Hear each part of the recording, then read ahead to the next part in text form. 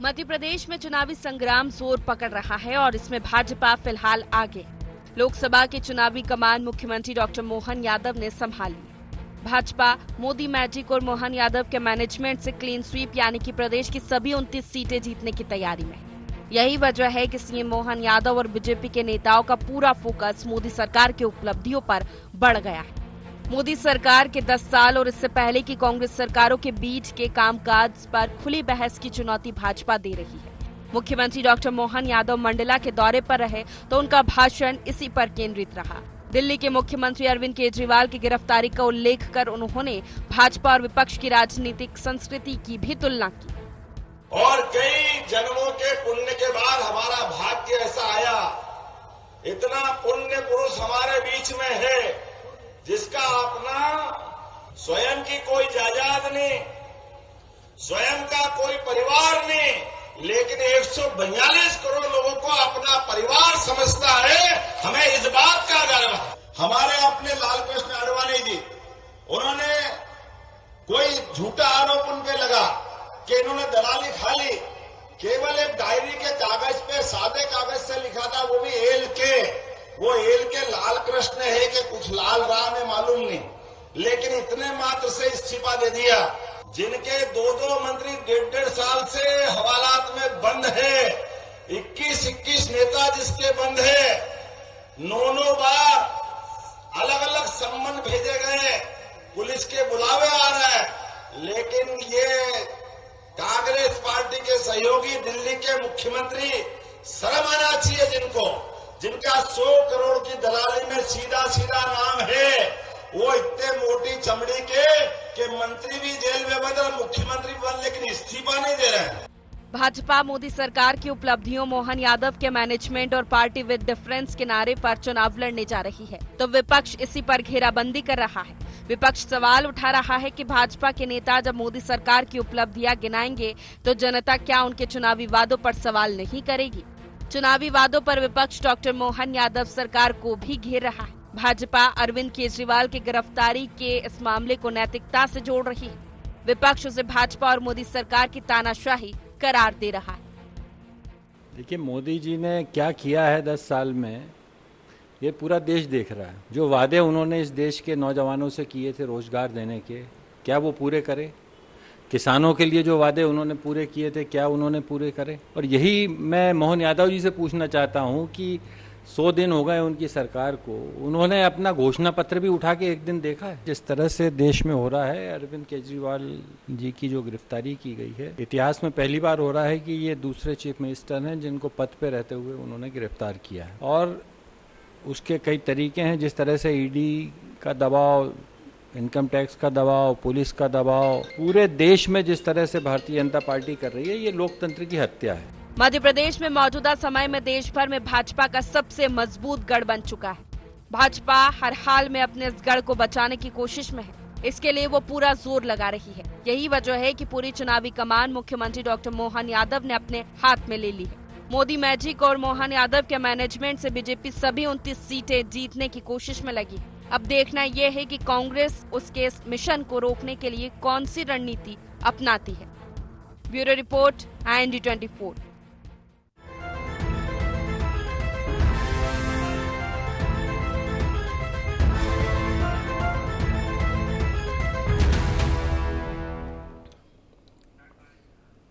नमस्कार, IND agenda Modi magic Mohan management में आपका स्वागत है। मैं हूं आपके साथ नवीन पुरोहित। चर्चा को विस्तार देंगे, उसके पहले IND एजेंडा के मुख्य बिंदुओं की तरफ एक निगाह डालते। मोदी मैजिक मोहन मैनेजमेंट से पूरा होगा मिशन क्लीन स्वीप।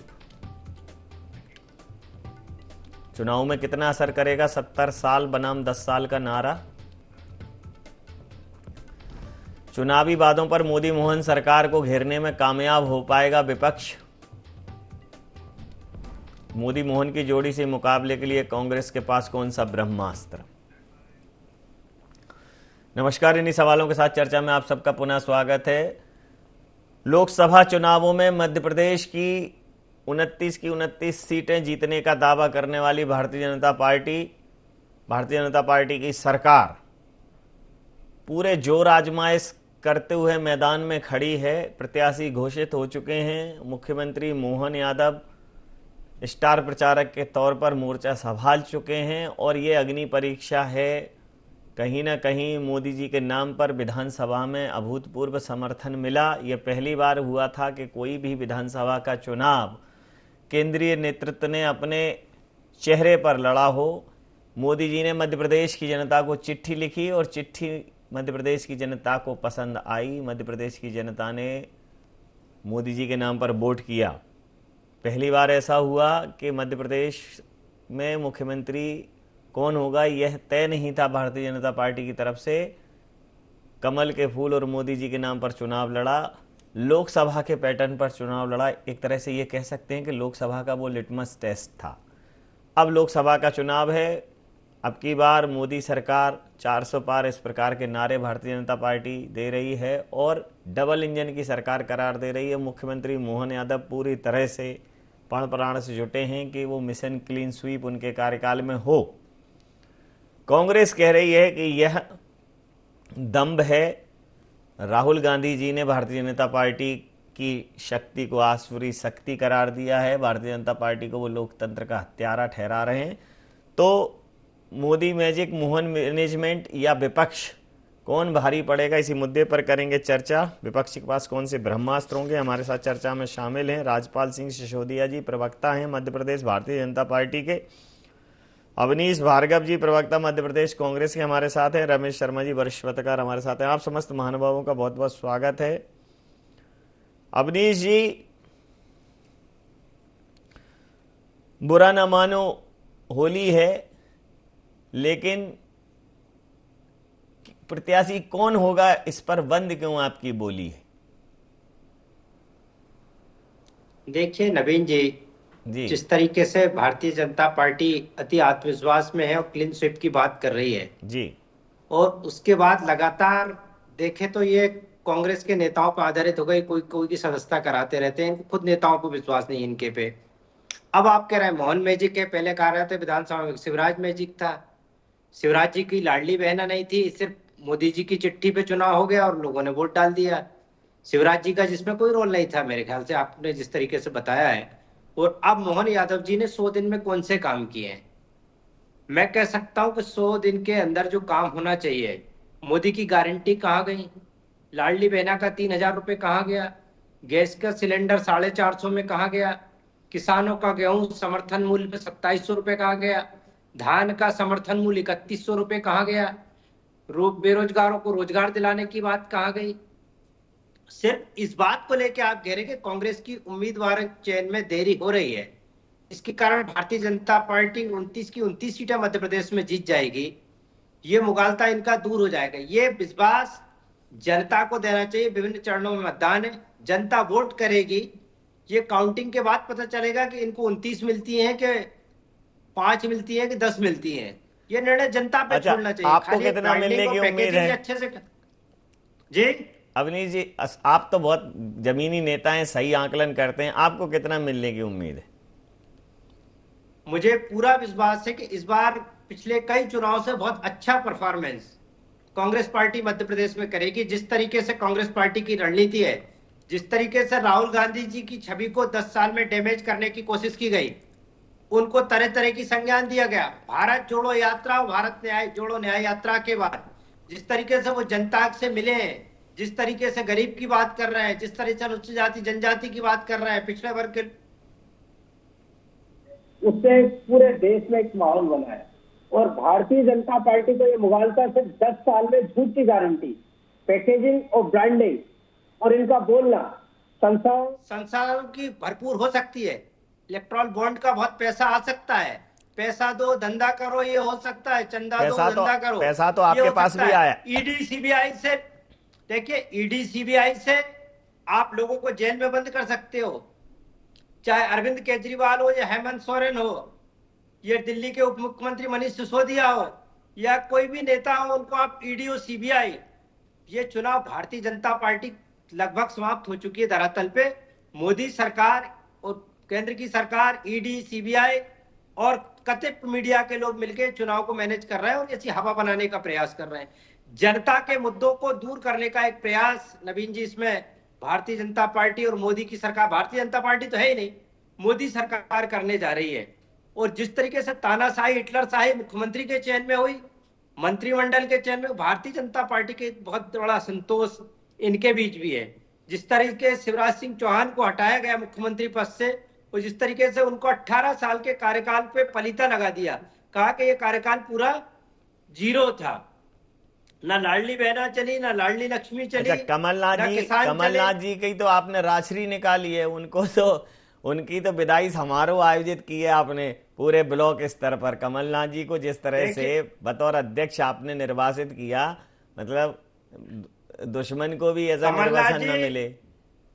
कमलनाथ जी आज भी हम सबके नेता है, कांग्रेस के सबके वो हम कहाँ कह रहे हैं कि नहीं है। कमलनाथ जी के नेतृत्व में लगातार कांग्रेस ने देश में अच्छा परफॉर्म किया है। मध्य प्रदेश में सरकार बनाई थी, उदाहरण तो बनना पड़ता है। 15 महीने में अलोकतांत्रिक तरीके से जिस तरीके से सरकार को नवीन जी गिराया है, चलिए कमलनाथ जी के बारे में तरह तरह की अफवाहें भारतीय जनता पार्टी उनके सोशल मीडिया प्लेटफॉर्म से चलाई गई, उनका क्या असर हुआ है ये आप सब जानते हैं अच्छी तरीके से। ठीक, अब प्रतिक्रिया ले लेता हूं।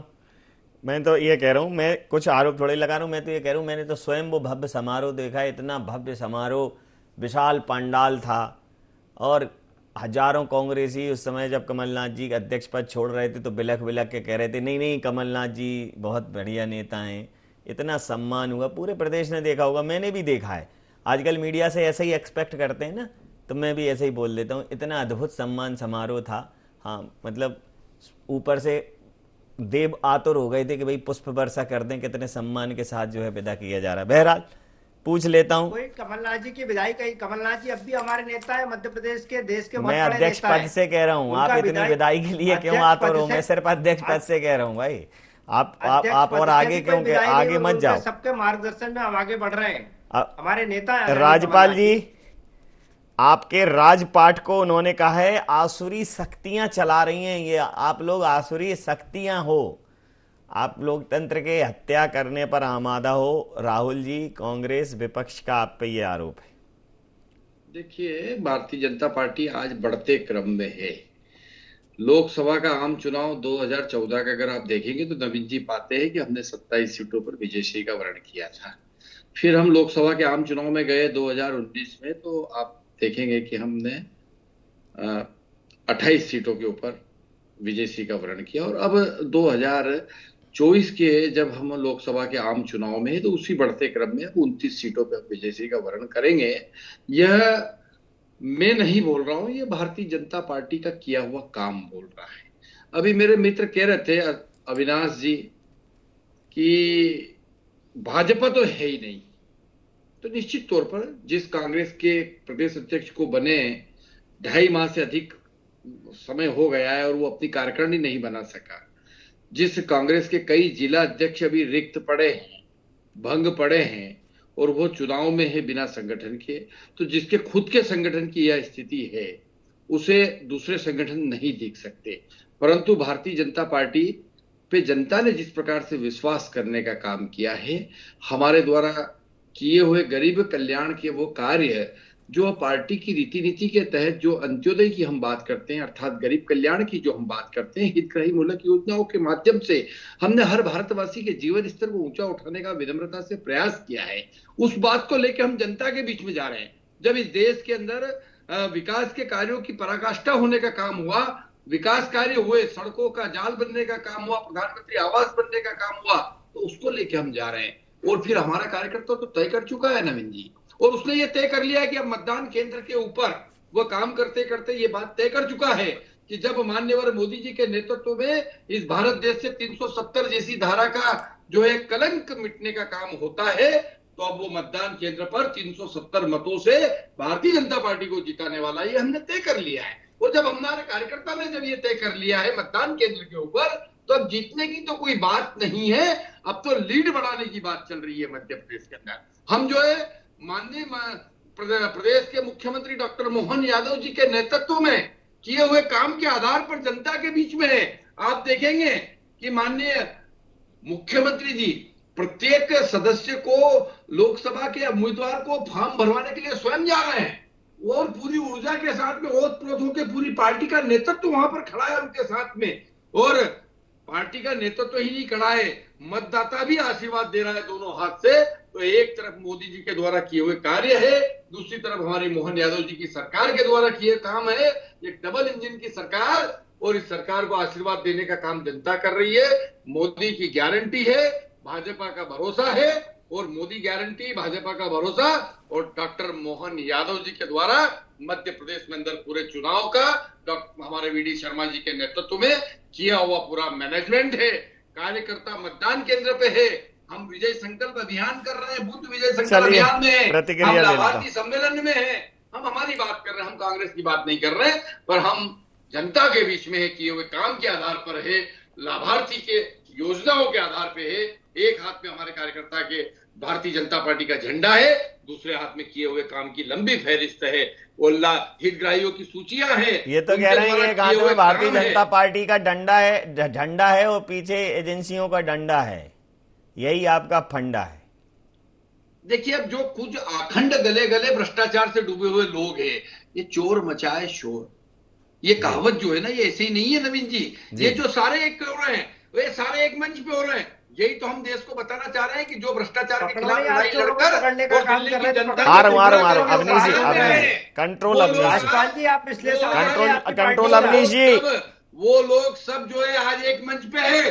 कोई बेल पे है, कोई जेल में है, कोई जमानत पे है, कोई हेराल्ड के घोटाले में है, कोई किस घोटाले में। सारे घोटालेबाज एक मंच पर होली पे इकट्ठे हो रहे हैं, और ये होली पे जो इकट्ठे हो रहे हैं ना सारे, मोदी जी चले जाए, भाजपा ज्वाइन करने सब साफ हो जाते हैं।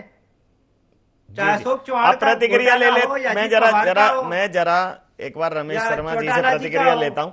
रमेश शर्मा जी से प्रतिक्रिया लेता हूं। रमेश शर्मा जी, जिस प्रकार से मुझे जहां तक याद है, चूंकि आप ऐसे बहुत सारे संस्मरण से वाबस्ता होंगे, लेकिन जब अमित शाह जी की गिरफ्तारी हुई थी तब वो गृह मंत्री थे।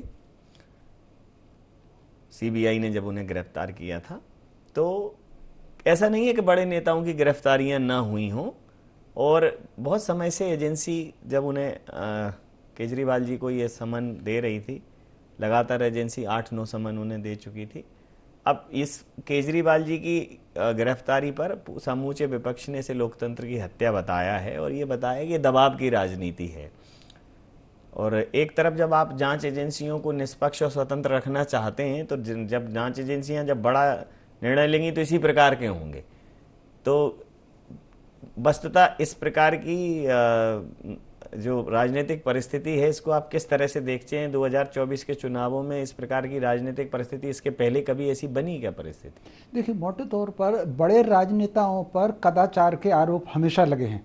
सबसे पहले अगर आप देखेंगे तो संसद में ये मामला उठा था मेरे ख्याल से 1956-57 में, और राजीव गांधी जी के पिताजी उन्होंने उठाया था। उनके ससुर मुख्यमंत्री प्रधानमंत्री थे नेहरू जी, और उद्योग मंत्री का इस्तीफा हुआ था। वो दक्षिण भारत के उद्योग मंत्री थे, मुझे नाम भूल गया मैं उनके दोनों के।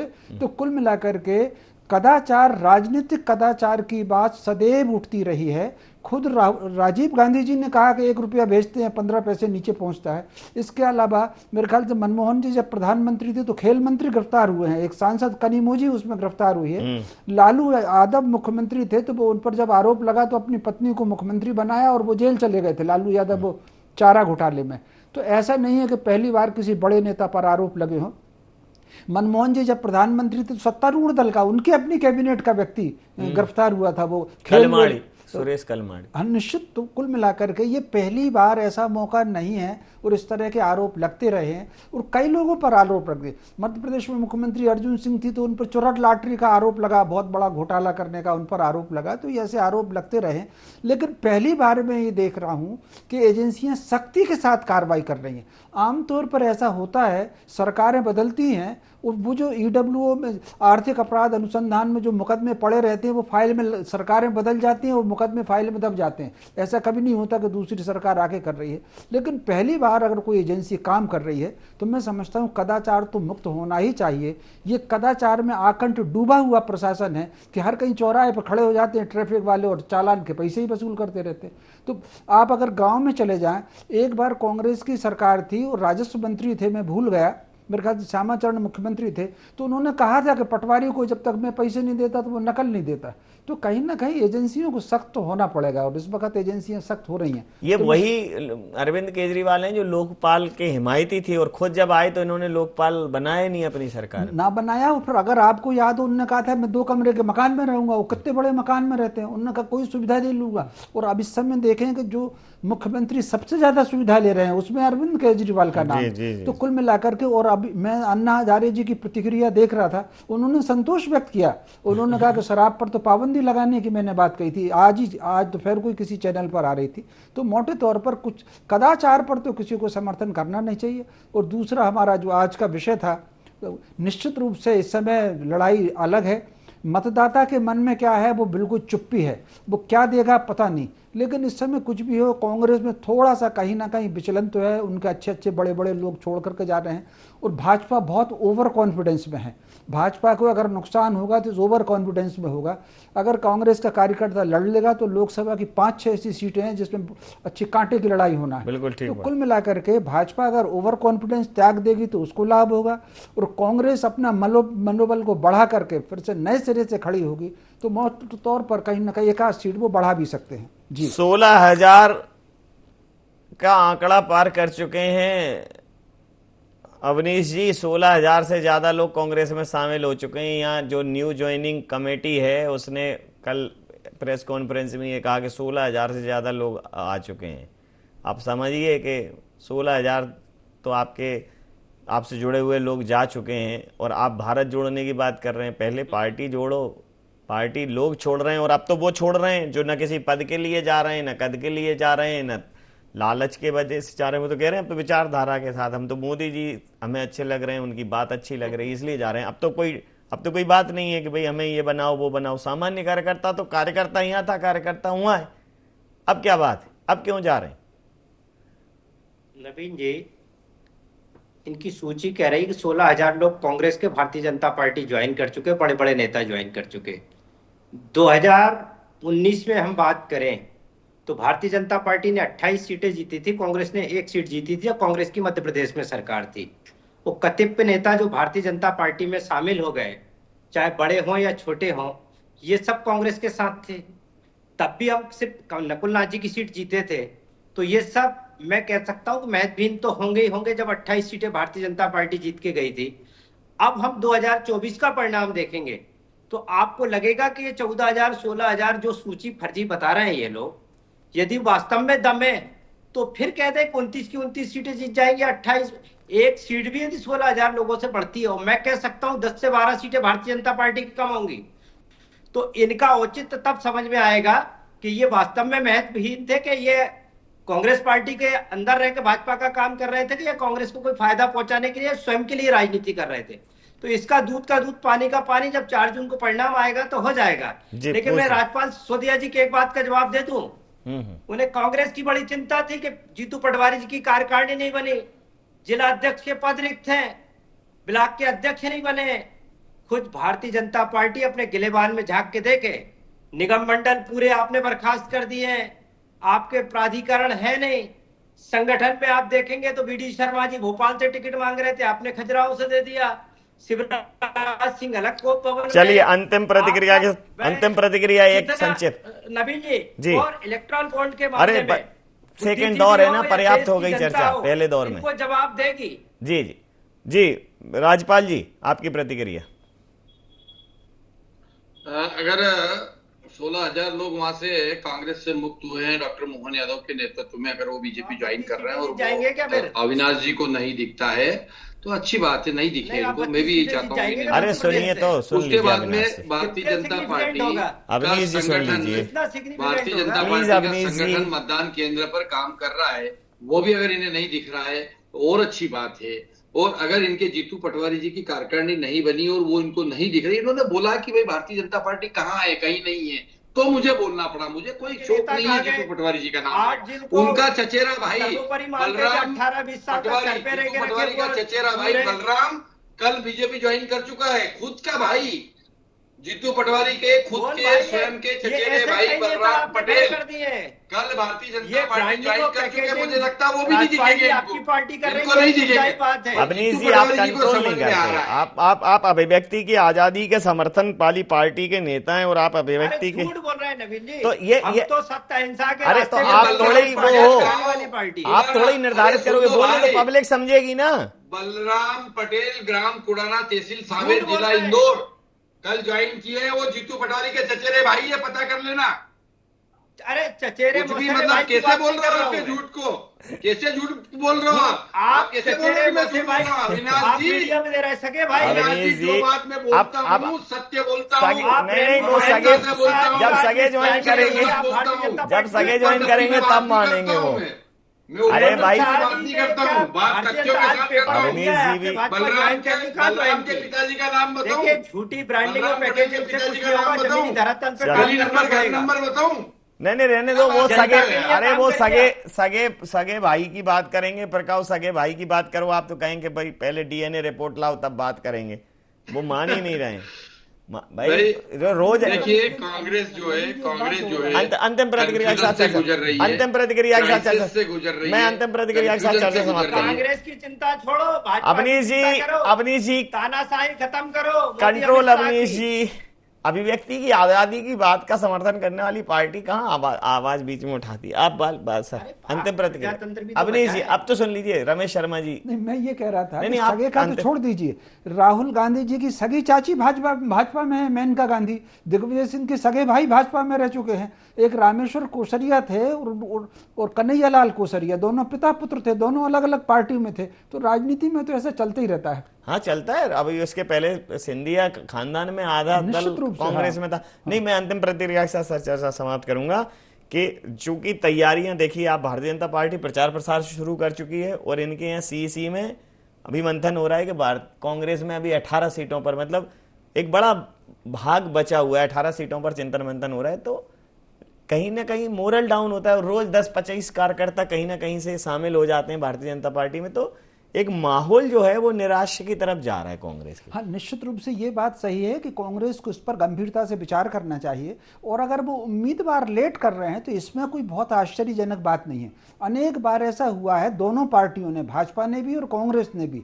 आखिरी दिन उम्मीदवार घोषित किए हैं। जिस दिन नामांकन का अंतिम तारीख रहती थी, कांग्रेस ने एक बार माधवराव जी सिंधिया को अटल जी के खिलाफ उज्जैन में, ग्वालियर में आखिरी दिन घोषित किया था। इसी तरीके से भाजपा ने विदिशा में अटल जी को आखिरी दिन घोषित किया था। तो अगर उम्मीदवार लेट हो रहे हैं तो वो कोई गंभीर बात नहीं है। लेकिन उम्मीदवार की सूची कैसी आती है? अभी जो संभावित नाम आ रहे हैं उसमें से 2-4 नाम अच्छे टक्कर देने वाले आ रहे हैं। तो उम्मीदवारों की सूची वो तय करते हैं, इस पर निर्भर है। लेट होने में कोई खास बात नहीं। बिल्कुल सही कहा आपने। समय सीमा के चलते मैं ये चर्चा यहाँ समाप्त करूंगा। आप समस्त महानुभावों का बहुत बहुत धन्यवाद, बहुत बहुत आभार।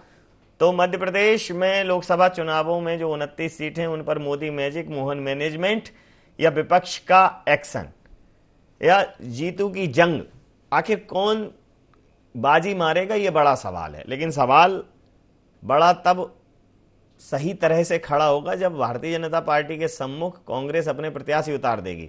बहुत कुछ प्रत्याशियों पर निर्भर करेगा। भारतीय जनता पार्टी का अति विश्वास और कांग्रेस का नैराश्य।